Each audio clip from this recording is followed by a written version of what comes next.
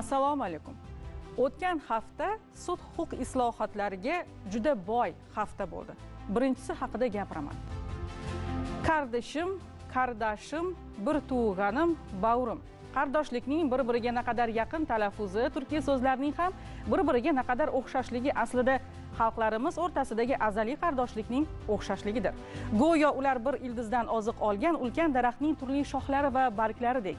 Shakli boshqacha, ammo tomiri, ruhi va ma'nosi bitta. Shuning uchun ham turkiy xalqlarni til, dil va taqdir yaqinligi birlashtirib turadi.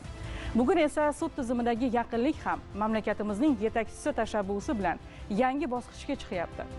Samarqandda Turkiy davlatlar tashkiloti sudyalar kengashlari rahbarlarining 4-yig'ilishi o'tkazildi.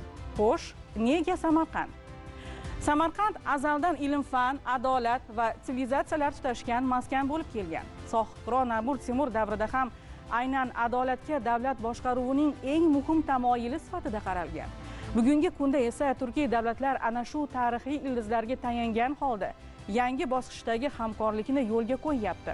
Turkiy davlatlar tashkiloti sudyalar kengashlari rahbarlarining 4-yig'ilishi ishtirokchilariga Prezidentimiz Shavkat Mirziyoyev murojaat yo'lladi va uni Prezident administratsiyasi rahbariyati vakillari o'qib eshittirdi. Ushbu murojaatning mazmuni bilan sizni tanishtirsam. Hech shubhasiz, ushbu yig'ilishning doimo adolat tamoyillariga tayanib ish yuritgan sohibqiron Amir Temur saltanatining poytaxtida Ulzotning 690 yillik qutlug' tavallud sanasi xalqaro miqyosda keng nishonlanayotgan kunlarda bo'lib o'tayotgani anjumanga alohida shukuh bag'ishlayapti. Jahon hamjamiyatidagi o'rni va nufuzi tobora ortib borayotgan Turkiy davlatlar tashkilotining bugungi kunda Turkiy birlik va taraqqiyot borasida muhim rol o'ynayotgani barchamizga yuksak g'urur va iftixor yetkazadi deya ta'kidlagan Prezidentimiz. Davlatimiz rahbari tomonidan qayd etilganidek, Turkiy davlatlar tashkiloti faoliyatida qonun ustuvorligini ta'minlash, samarali boshqaruv va inson huquqlarini himoya qilish masalalari alohida o'rin tutadi. Ayniqsa dunyoning geosiyosiy xaritasida tub o'zgarishlar yuz berayotgan, qarama-qarshiliklar ko'lami, nizolar kuchayib borayotgan hozirgi murakkab vaziyatda ana shu masalalarni birgalikda muhokama qilish va bu borada samarali yechimlar topish dolzarb ahamiyatga egadir. Albatta, mamlakatlarimiz hayotida adolat va qonun ustuvorligini ta'minlovchi, inson huquqlarini himoya qiluvchi va kuchli sudyalar korpusini yaratishda sudyalar kengashlaridan umidimiz katta deya ishonch bildirgan va ishtirokchilarga g'oyat sharafli hamda mas'uliyatli faoliyatida ulkan omadlar, anjuman ishiga esa muvaffaqiyat tilagan. Ushbu murojaat va tabrik yig'ilish qatnashchilarida hamda mehmonlarda g'urur va faxr uyg'otganligi ishtirokchilar tomonidan yuksak e'tirof etildi. На нашем сегодняшнем замечательном мероприятии было послание президента, которое мы замечательно все выслушали, внимательно выслушали там. Bugungi ajoyib tadbirimizda O'zbekiston prezidentining murojaatini katta e'tibor bilan tingladik. Unda ayniqsa qonun ustuvorligi masalasiga alohida urg'u berilgani quvonarli bo'ldi. Shuningdek, murojaatda davlatlarimiz xalqining huquq va adolat yo'lidagi ishonchini oshirish masalasi ham alohida ta'kidlandi. Yana bir jihatni qayd etishni istardim-ki, O'zbekiston prezidenti tomonidan sudlar faoliyatiga qaratilayotgan yuksak e'tibor juda ahamiyatlidir. Chunki bu borada muntazam prezident farmonlari va muhim tashabbuslar amalga oshirilayotganidan boxabarmiz. Bugungi e'tibor esa barcha Turkiy xalqlar sud vakillari uchun bo'ldi va bu bizni juda g'ururlantirdi. Berilgan yuksak ishonch uchun esa albatta xalqimiz tomonidan tashakkur aytaman. Davlatimiz rahbarini sammit ishtirokchilariga yo'llangan murojaati juda ham katta xayrixohlik va xursandchilik bilan kutib olindi. Darhaqiqat Turkiy davlatlar tashkiloti sudyalar kengashlarini rahbarlarini uchrashuvida juda ham bir muhim masalalar, globallashuv sharoitida aynan o'sha inson huquqlarini sud instituti orqali, sud organlari orqali ta'minlash borasida juda ham bir muhim fikr mulohazalar, har bitta mamlakatni aytaylik o'sha inson huquqlarini himoya qilish bo'yicha o'sha Turkiy davlatlar tashkilotida to'plangan o'sha sud amaliyoti ham chuqur muhokama qilindi. O'zbekiston Respublikasi prezidenti yo'llagan murojaatida hayotda inson huquqlarini ta'minlash, insonlarni buzilgan huquqlarini tiklash masalalarida sudyalarni korpusini shakllantirish naqadar muhimligi haqida aytib o'tdilar va sudyalar oliy kengashlariga ana shu korpusni shakllantirishda muhim jihat ekanligi va bunda juda ham katta mas'uliyat bor ekanligi haqida murojaatlarda yo'llab ishtirokchilariga kelajakda mana shu vazifalarni amalga oshirishda katta turtki bo'ladigan murojaatni yo'lladilar. Turkiy Davlatlar Tashkiloti Sudyalar kengashlari rahbarlarining 4-yig'ini shunchaki uchrashuv yoki rasmiy muloqot emas edi. Turkiy xalqlarini mushtarak qadriyatlar, adolat va insof tamoyillari bilan bog'lab kelayotgan ulkan ma'naviy rishtalarning yangi tarixiy bosqichidagi ko'rinishi va yana bir bor umumiy maqsad atrofida jipslashayotganining ifodasi bo'ldi. Bu yig'in umumiy huquqiy yondashuvlarni shakllantirish, qonun ustuvorligini yagona mezonlar asosida mustahkamlash va mushtarak maqsadlar sari birlashgan Turkiy davlatlarning irodasini namoyon etuvchi nufuzli maydon bo'ldi. Unda nafaqat sud huquq sohasidagi hamkorlik, balki Turkiy dunyoda adolatning yagona ruhi, huquqiy tafakkur uyg'unligi va kelajakka qaratilgan umumiy taraqqiyot g'oyasi mujassam bo'ldi. Tadbirda har bir ishtirokchi mamlakatning sudyalar kengashlari rahbarlari nutq so'zladi. Ta'kidlandiki, bu kabi forumlar mamlakatlarimiz o'rtasidagi strategik sheriklikni yangi bosqichga olib chiqish, sudyalar hamjamiyati o'rtasidagi amaliy hamkorlikni mustahkamlash va xalqlarimizning asrlar davomida shakllangan do'stlik rishtalarini yanada kuchaytirishga xizmat qiladigan muhim muloqot maydonidir. Unda Turkiy davlatlar sud tizimlarida odob, axloqning umumiy va yuksak standartlarini qaror toptirish, sudyalarni tayyorlash sifatini oshirish, zamonaviy raqamli texnologiyalar orqali odil sudlov samaradorligini yuksaltirish masalalari keng muhokama qilindi. Ev sahipliği yapan Özbekistan'a özellikle teşekkür ediyorum. Avvalo mezbonlik qilayotgan O'zbekistonga alohida minnatdorchilik bildiraman. Ushbu mamlakatda bizni samimiy kutib olgan O'zbekiston mutasaddilariga, xalqiga, sudyalar oliy kengashiga o'z tashakkurimni izhor etaman. Maqsadimiz adolat yo'lida dunyodagi barcha o'zgarish va rivojlanishlarni qanday kuzatish kerakligi, nimalarga rioya qilish zarurligi va qanday faoliyat yuritish lozimligi borasida hamkorlikni mustahkamlashdir. Yanada adolatli va rivojlangan jamiyat qurish uchun sud huquq tizimi vakillari nimalar qila olishimiz mumkinligini birgalikda muhokama qilish hamda o'zaro tajribalarimizdan foydalanish uchun bugun bir maydonga jam bo'ldik. Для нас большая честь присутствовать на 4-й встрече глав судейских советов. Biz uchun Turkiy Davlatlar Tashkilotiga a'zo mamlakatlar sudyalar kengashlari rahbarlarining 4-uchrashuvida qatnashish katta sharafdir. Ayniqsa Turkiy sivilizatsiya beshigi hisoblangan tarixiy Samarqand zaminida ushbu uchrashuvning o'tkazilayotgani biz uchun alohida ahamiyatga ega. Bu yerda aynan Turkiy davlatlarimiz o'rtasidagi kuch va do'stlik muhiti yaqqol sezilib turibdi. Sud tizimi vakillari sifatida bu yerga yig'ilgan ishtirokchilarni nafaqat umumiy ildizlar, madaniyat va an'analar, balki sud tizimini yanada takomillashtirish, jumladan sudyalar maqomi va ularning mustaqilligi masalasi bo'yicha tajriba almashish maqsadi ham birlashtirib turibdi. Uch davlatlarimda, qardosh uch davlatlarimda adolat. Bunday uchrashuvlar Turkiy davlatlar qardosh mamlakatlar o'rtasidagi hamkorlikning yanada rivojlanishi, uni takomillashtirish hamda sud tizimi sohasida olib borilayotgan islohotlarni yanada chuqurlashtirishga o'z hissasini qo'shadi. Bugun bu yerda sudyalar etik kodeksi sohasida ham anglashuv memorandumi imzolandi. Ushbu memorandum sudyalarning mustaqilligi, ularning xolisligi va obyektivligini yana bir bor mustahkamlab, bu yo'nalishdagi islohotlarning yanada kuchayishiga xizmat qiladi. Yig'ilishda sudyalar odobining umumiy prinsiplari to'g'risidagi o'zaro anglashuv memorandumi imzolandi. Bu hujjat Turkiy davlatlarini birlashtiruvchi huquqiy va ma'naviy ko'prik vazifasini o'taydi. Mazkur hujjatda milliy huquqiy an'analar va xalqaro standartlar uyg'unligi asosida sudyalarning yuksak xulq-atvor mezonlari mustahkamlandi. Hujjatda Turkiy dunyoda adolatning yagona ruhi, huquqiy tafakkur uyg'unligi va kelajakka qaratilgan umumiy taraqqiyot g'oyasi mujassam etildi. Tadbirlar doirasida mehmonlar Samarqandning madaniy me'moriy yodgorliklari, eng go'zal go'shalari va ziyoratgohlarida bo'lishdi. Bugun Samarqandning yuragiga aylangan Imom al-Buxoriy majmuasi nafaqat O'zbekistonning, balki butun islom olamining ma'naviy va ilmiy merosini o'zida mujassam etgan muqaddas maskan bo'ldi. hadis ilmining sultoni bo'lgan Imom al-Buxoriy hazratlarining nomi butun musulmon dunyosida yuksak ehtirom bilan tilga olinadi. Bugun bu majmua davlatimiz rahbarining shaxsan muallifligi asosida ulkan ma'rifiy va ziyorat markaziga aylantirildi. Eng ahamiyatlisi bu qadamjo Turkiy davlatlarini birlashtirib turuvchi umumiy ma'naviy ildizlarning ham ramzidir. Chunki Imom al-Buxoriy merosi bir millat yoki bir hududga emas, butun Turkiy va islom sivilizatsiyasiga tegishli ulkan boylikdir. Turkiya, Qozog'iston, Qirg'iziston, Ozarbayjon va boshqa qardosh mamlakatlardan kelgan ziyoratchilar bu yerda o'zlarining mushtarak tarixi va qadriyatlarini his qiladilar. Go'yo Samarqanddagi Imom al-Buxoriy majmuasi Turkiy xalqlarining yuragini bir nuqtada birlashtiruvchi ma'naviy ko'prikka aylangan. Bu yerda tillar turlicha yangrashi mumkin, ammo dillardagi ehtirom, iymon va qardoshlik tuyg'usi bitta.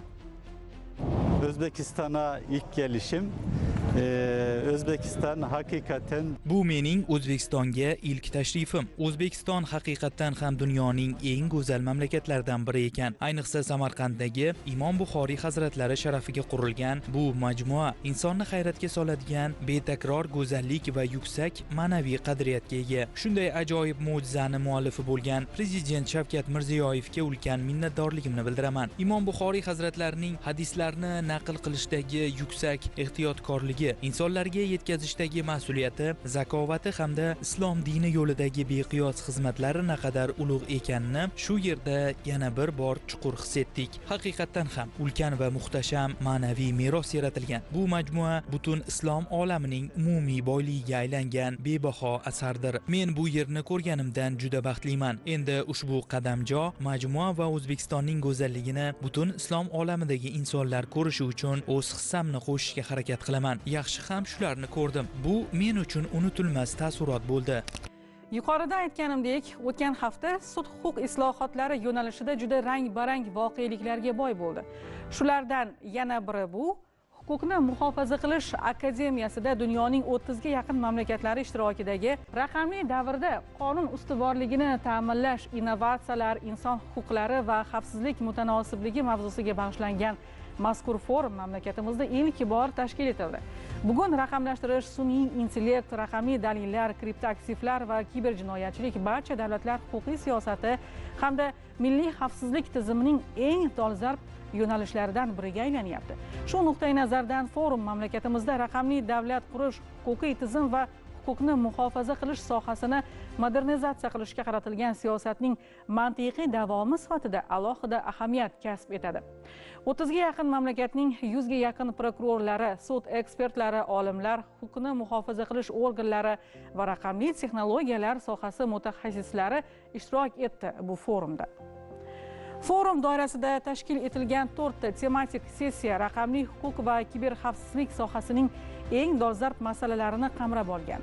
Yuridik fan va ta'limdan innovatsiyalar, kiberhuquq, raqamli kriminalistika va sun'iy intellekt, E-crime raqamli kriminalistikaning zamonaviy usullari va vositalari, sun'iy intellekt va jinoyat protsessi raqamli transformatsiyasi, taraqqiyot, xavf-xatarlar va shaxs huquqlarining kafolatlari, raqamli dalillar va kriptoaktivlar, aktivlarni qaytarish bo'yicha xalqaro hamkorlik mavzusidagi 4 ta sessiyadagi ishlarda ekspertlar jiddiy muloqot qildilar.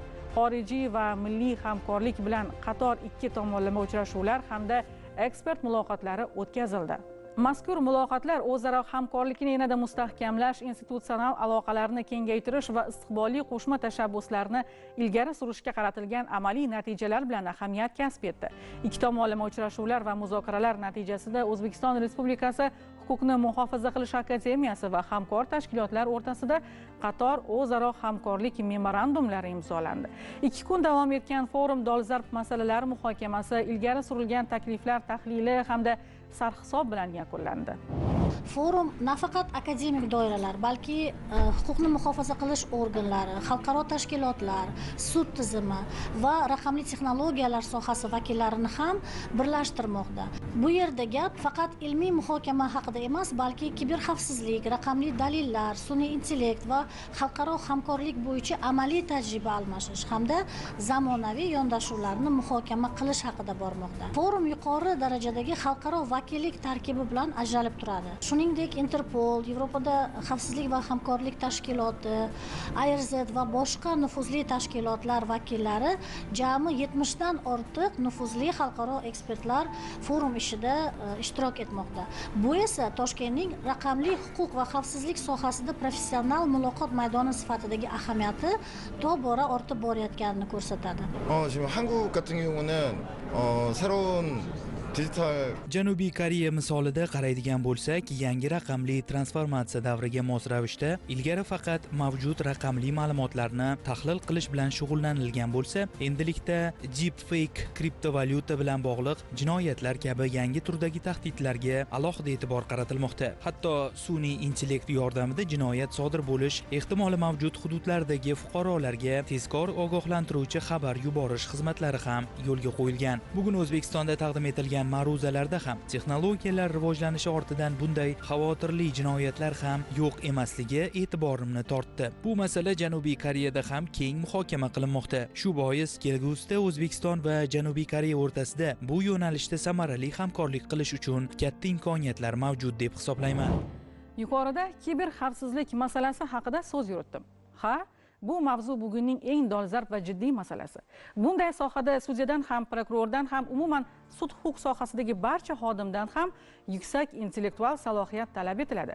Chunki bu xodimlar faqat qonunni biladigan mutaxassis emas, u yuksak tafakkurli, tahlil qilish qobiliyati kuchli, ma'naviyati boy va hayotiy jarayonlarni chuqur anglay oladigan shaxs bo'lishi kerak. Shu ma'noda bugun mamlakatimizda barcha sohalarni qamrab olib katta masshtabda o'tkazib kelinayotgan Zakovat intellektual klubi alohida bir mavzu.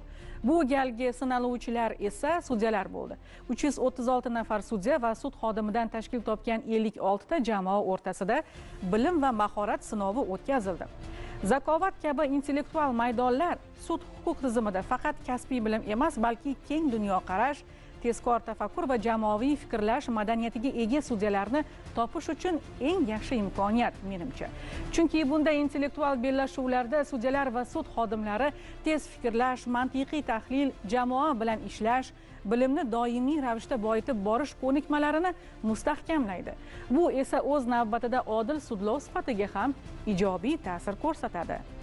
Toshkent shahrida Oliy sud xodimlari uchun ilk bor tashkil etilgan Zakovat intellektual o'yini keng munozaralik qizg'in kechdi. O'yinda Oliy sud, Harbiy sud, Toshkent shahri va Toshkent viloyati sudlarining vakillari ishtirok etdi. O'zbekiston madhiyasi bilan boshlangan ushbu o'yin ishtirokchilarning salohiyati, jamoaviy hamkorligi va mantiqiy fikrlash ko'nikmalarini namoyish etib, sud tizimida ma'naviy muhitni saqlashda muhim hisoblanadi. Bu intellektual o'yindan ko'zlangan maqsad sudya bo'ladimi, xodimlar bo'ladimi, o'z bilimini, ko'nikmalarini sinab ko'radi, bilimga nisbatan ishtiyoqi ortadi. Har bir bilimli insonda sog'lom fikrlar, sog'lom qarorlar qabul qilishiga bu turtki bo'ladi. Bu o'ylaymanki, sudyalar uchun, sud xodimlari uchun juda ham bir ahamiyatli, foydali bir tadbir bo'ldi deb hisoblayman. Tadbirda 56 jamoa ishtirok etdi. 2 tur 12 tadan berilgan savollar jamoadagi hamjihatlik, bilim va tafakkurni yanada rivojlantirdi. Sud xodimlarining tashkillashtirilgan o'yin, savollar va ularning darajalari bo'yicha fikrlari turlicha, lekin barchalarini qalbida birinchilik orzusi bor edi. Hozir ancha savollar javobini topib qo'yganmiz. Xudo xohlasa yutamiz degan umiddamiz. Boshdan savollarni ozgina tempiga tushib olish ozgina qiyin bo'ldi. Savollar ancha qiziqarli. Muzokara qilyapmiz, aniq javobga javob berishga harakat qilyapmiz. Biror davlatda jinoyat sodir etilsa, o'sha davlat qonuniga ko'ra sud qilinadi. Jinoyat fazoda, kosmik kemada sodir etilsa-chi? Bu kabi insonni o'ylantirib qo'yadigan 24 ta savol muhokama markazida bo'ldi. Kuchlilar g'alaba qozonsin degan chaqiriq bilan boshlangan tadbirda har bir jamoa chig'iriqdan o'tkazilib, eng kuchlilardan bo'lgan 4 jamoa yetakchilik qildi. Yakunida hisoblari teng kelib qolgan 2 jamoa uchun qo'shimcha 3 ta savol berildi. Bundan avval ham boshqa turnirlarda, boshqa musobaqalarimiz, xususan Mustaqillik kubogi, Konstitutsiya kubogida sud vakillari kelgan, lekin faqatgina sud yo'nalishi bo'yicha ilk bor o'yin tashkil etilmoqda. Biz bundan albatta xursandmiz va kelajakda yana davom etadi deb umid qilamiz. Qatnashchilarning topqirligini malakali hakamlar hay'ati xolis baholab, eng bilimdon jamoalarni aniqladi. Qiziqarli lahzalarga boy bo'lgan bellashuvda birinchi o'rinni Oliy sudning tashkiliy nazorat boshqarmasi xodimlarining TNB jamoasi egalladi. Assalomu alaykum, g'alaba bilan tabriklayman. Rahmat. O'yin qanday bo'ldi? Zo'r o'yin bo'ldi, shaffof, ochiq, savollar ham mantiqiy bir javob beradigan savollar bo'ldi. Men jamoamiz bilan ancha kunlar tayyorgarlik ko'rdik. Men shu bo'yicha shu jarayonlarni tashkillashtirganlarga katta rahmat aytaman. Ikkinchi o'rinni Toshkent tumanlararo iqtisodiy sudi sudyalari va xodimlarining kapital jamoasi qo'lga kiritdi. Keyingi ish faoliyatimizda ham yana ham turtki bo'ladi, yana ham yaxshi ishlab shu davlatimiz, jamiyatimizni ravnaqlashga hissa qo'shishga turtki bo'ladi deb hisoblayman. Uchinchi o'rin jinoyat ishlari bo'yicha Bo'stonliq va Parkent tumani sudlarining sudyalari va xodimlaridan tuzilgan Prezident jamoasiga nasib etdi. Bu hozirgi bu o'tgan kuchli bir finaldek o'tdi. Oxiri raqobat kuchli, juda ham komandalar bor. Hammasi juda ham kuchli ekan. Bu bo'yicha muhtaram prezidentimizga rahmat aytaman. Har doim shunaqa zakovat o'yinlari, intellektual o'yinlarni kuchaytirib borish, yanada takomillashtirib borishda hissalarini qo'shayotganligi, shu yoshlar har doim shu bilimini oshirishga qaratayotgan ishlari doimo muhim darajada bu boryapti. O'zi aytishadi-ku, bilimga ajratilgan sarmoya eng kuchli qurol hisoblanadi deydi. Qizg'in bahslar, hayajonli lahzalarga boy tarzda o'tgan musobaqa yakunida g'olib jamoalar munosib taqdirlandilar. Oliy sud tomonidan tashkil etilgan tadbir shuni ko'rsatdiki, adolat egalari nafaqat qonun bilimdoni, balki yuksak tafakkur va zakovat sohiblaridir. So'zim oxirini zakovatli xodim ta'rifi bilan yakunlasam. Intellekti keng xodim qonun normasini shunchaki qo'llaydigan emas, balki har bir ish ortidagi inson taqdiri, jamiyat manfaati va adolat mohiyatini teran anglay oladigan xodimdir. Chunki adolat faqat moddalar bilan emas, yuksak tafakkur, keng bilim va insoniy yondashuv bilan ham qaror topadi. Bugun sizlarga juda ko'p mavzularni yetkazishga harakat qildik. Maqsadimiz aniq, adolat yo'lida birlashish. Qayta ko'rishguncha sizga omonlik, yaxshilik tilaymiz.